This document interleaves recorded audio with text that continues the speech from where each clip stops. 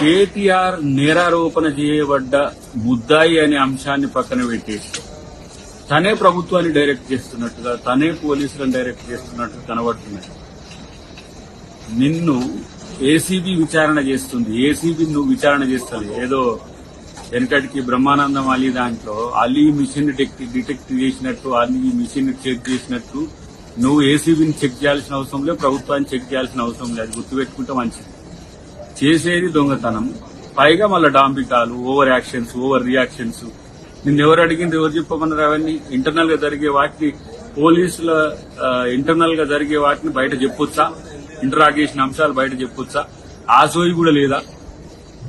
మీరు గతంలో నర్సారెడ్డి గారి కేసులో ఎంక్వైరీ కమిషన్ ఎట్లా అంశాలను చర్చించిన అంశాలు బయట పెడతాను మీరు కోర్టుకు పోయింది.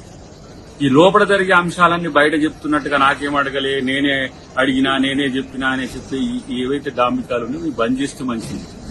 తర్వాత కోర్టులు, చట్టం, న్యాయం పట్ల గౌరవం ఉంటే ఆ వ్యవస్థల పట్ల గౌరవంగా వ్యవహరించడం నేర్చుకోవడం మంచిదనేది నా హితవు. రేపటి రోజున ఏం జరుగుతుందో ప్రజలు చూస్తారు, ఇలా లోకం తెలుస్తుంది. కానీ నీ యొక్క ఓవర్ యాక్షన్స్ బంద్ చేస్తే మంచిదనేది నా యొక్క ఆలోచన.